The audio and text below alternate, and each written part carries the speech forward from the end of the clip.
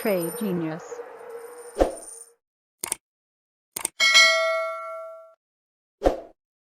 Hey guys, welcome back. It's Bob and Phil as always, and we're here with another Trade Genius podcast. Bob, I really like the topic you picked today. Why don't you take us into what we're going to be diving into? Yeah, so sorry for the tongue in cheek here with the title, but it's actually if you give me a little bit of time, I'll explain why I think the title is germane as to where we are. So housing, a lot of people look at housing as a source of wealth, but it can also be a bird cage, and you can be trapped within your house. A long time ago, somebody told me, Phil. I kept saying, hey, look how much money I have in my house. They said, house. A lot of people think a house is an asset, but it can also be a liability. And so I think when we get through our podcast today, people are going to find out, especially Americans that like to be very mobile. We may find out for the next 7 to 10 years, you might be stuck in a bird cage. And before I get into that, Phil, I know today was the FOMC meeting. Right. He had some really interesting things to say that ties into housing. So would you take that from me, and then I'll jump into my charts then after that? Yeah, so as you guys may or may not know by the time you see this video is we had the FOMC announcement and they raised 75 basis points as was expected. He made some interesting comments though that segues into today's discussion, and here you can see he said a few things that hit the headlines. Higher rates have a significant impact on housing, so you know that they're fully aware they're killing the housing market. Powell said the housing market was extremely overheated previously. The housing market is contracting. The housing market must be brought back into balance. So they're not being coy about it. They're basically telling you that they're coming at you with higher rates, and we may see mortgage rates that get over 8%, 9%. It's all plausible, whereas 6 months ago that seemed like just impossible to think about. But they want to get rid of demand, right? That's the constant here, is they're trying to get rid of demand, bring the cost of things down. I guess it was interesting that they were so blatant about, coming after the housing prices. They're normally not like that in previous tightening regimes, but they're really being blatant about it. So I think that just gives you more ammo, Bob, as to the points you're going to be making today. Yeah, and we'll jump into charts in a second. I totally agree. The only thing that I'm always left wanting with the Fed is they leave what that answer is. Like, what is the appropriate level of real estate? And I know one of the charts we're going to get to is today, which I think, look, what's so funny is that, I would say, like most people, a lot of my wealth is in housing. I live in California. I own two properties here in California. And so I know that out here in California, real estate is kind of like a blood sport. It's not a house to live in. So I can appreciate with a child that's 22 going out and trying to find a place to live. I can see both sides of the problem here. Sure. And so, so I understand the dilemma that they're in. I just don't know what the balance is, because housing was just a symptom of some other things that we're doing wrong in the economy. And one of the things that came up, I don't know if you could find it in your thing, but the GDP for contribution from real estate is 16.9% of GDP. And so a lot of people make a living off of real estate. And to me, real estate to me is more like generating heat, not generating light. And what I mean by that is that, look, if you're in a technology, the way I look at growing wealth in this world is that you have to increase productivity above government spending, number one, and number two is you have to increase people's standards of living. And so to the extent that we're doing that as an economy, those are good things. But when you get an imbalance from the government or the Federal Reserve or the banks speculating in real estate, we actually siphon money off of what I would call more productive endeavors. And for the long term, health of the economy is money needs to pour into things that are growing, the GDP or standard of living higher. And that's the only way eventually we're going to get out of the debt trap that we're in too. We got to basically outrun the government's ability to spend and to financing costs of that spending. So I want to just bring that up, and you can see it here. Look at the shot up and the over I would say, sampling of real estate going into and out of the pandemic, and now we're overshooting to the downside again.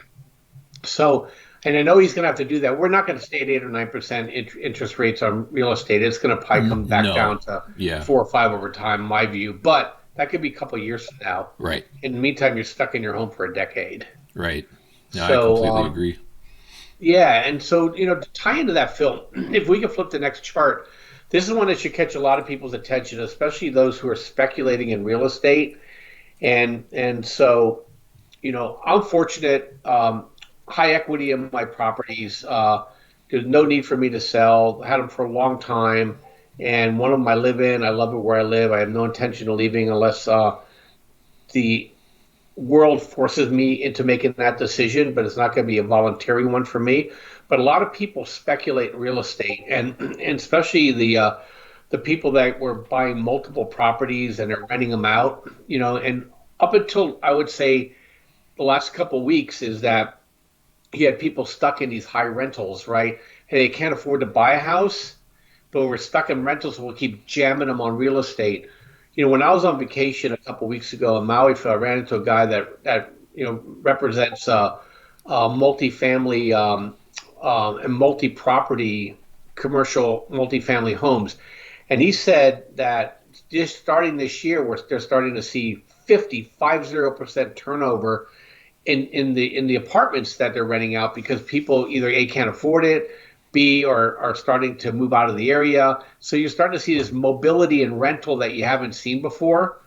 And this chart kind of helps why here is that the supply is finally coming up and catching up with demand. Right. And I think the pipe dream of ever increasing rental rates because you can't afford to buy a home, I think is coming to an end. Agree. And we have some anecdotal data. We have some people in the room that rent properties in areas that were very, I would say, high demand that are no longer in high demand.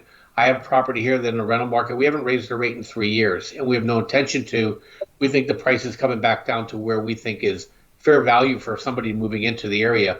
But places like up in Spokane, BlackRock already bailed out. Zillow bailed out of Phoenix already, and you're starting to see that across the board where it's going to become a millstone around the neck of these people that relied on 0% interest rates to be able to basically, their play was not income, but their play was balance sheet and capital gains. Well, those are wiped out. We're 40% over fair value in real estate. And at some point, prices are going to catch down to that number, or we'll start seeing a reprieve in rates and it's going to meet somewhere in the middle. But anybody counting on capital gains on their real estate, and if they bought in the last 3 to 4 years, are going to be sadly disappointed. Yeah, and that kind of segues into this next chart you picked out for us, right? Pending home sales. Yeah, look, they're collapsing. So what happens here, a lot of people talk about, are we in a bull market and things? Are we going to be in a Great Depression of things? We're going to be in more of a thing, what I call an inflationary depression. And what I mean by that is economic activity is going to be good enough, if you will. People are all going to be employed, but you're increasingly be unable to afford things. And one of the things that you're not going to be able to afford is housing. And the reason being is that, look, if I own a property, I have a lot of equity in it. And I've been growing up over the last 60 years of my life and say real estate doesn't go down, right? It follows inflation. Then ergo, you're going to say, well, I'll just wait it out and I'll let inflation start taking my property back up in value over time, which it will as wages increase. But in the meantime, I can sit on my property. And so pending home sales are going to absolutely collapse. Unlike 2008, where the people that owned the home had poor equity positions in it and couldn't afford a downturn, this time is different. The equity positions in a lot of these homes are much, much stronger. And then people are just going to sit on these homes. They're going to be forced out. The people that are going to get blown up is the chart I'm going to share with you next, Phil, is basically the Airbnb people, that crowd. And they're getting a perfect storm. So people that own Airbnbs, right, they bought multiple properties. They're probably leveraged to the hilt. Yep.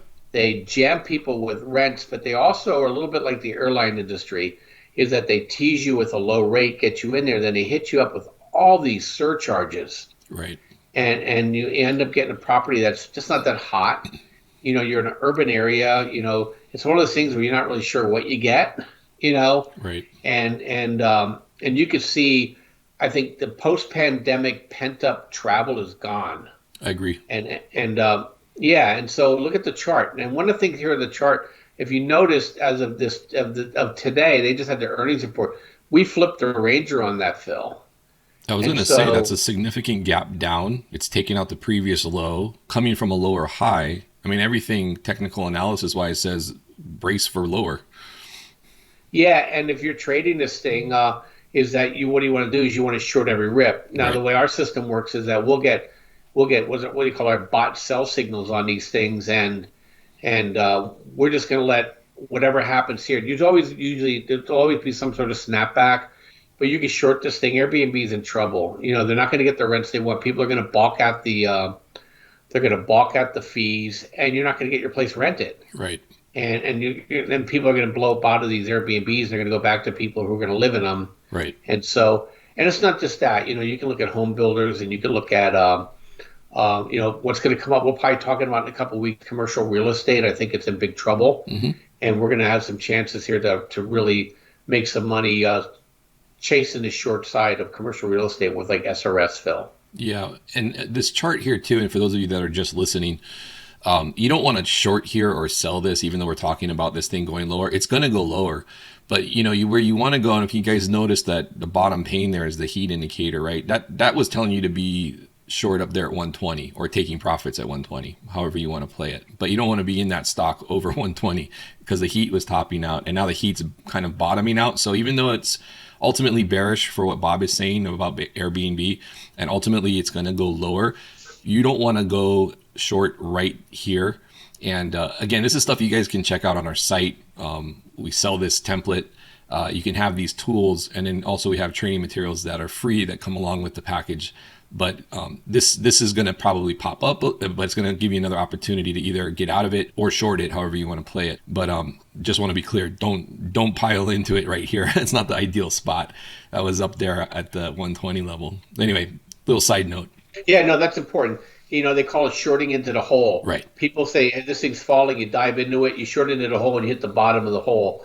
And the other thing too is if you're buying puts on this thing, is the premiums are fat right now, so Yep. you're going to be overpaying. It's like you rushing in to a football game that's already full, and they're gonna make you pay to get into that game. Right. And so that's the same thing here. You want to have basically a pop here, and you want to sell into it. It's called sell the rips. Yep. I'm sure most of you are familiar with that term. So Yep. I don't know if I have anything else on there, Phil, but I think that's what I want to talk about. You're in your bird cage, guys.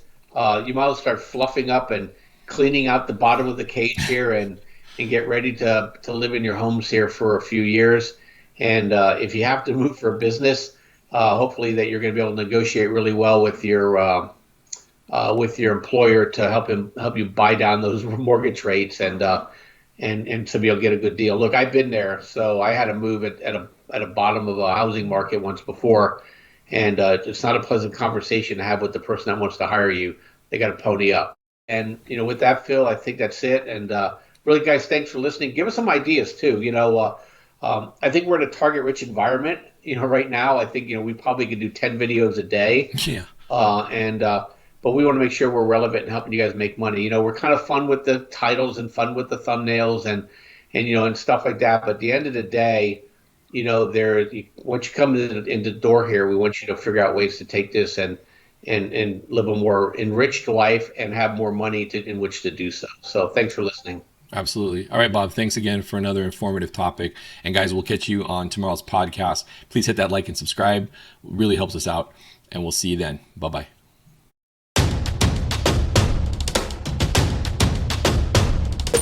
Trade Genius.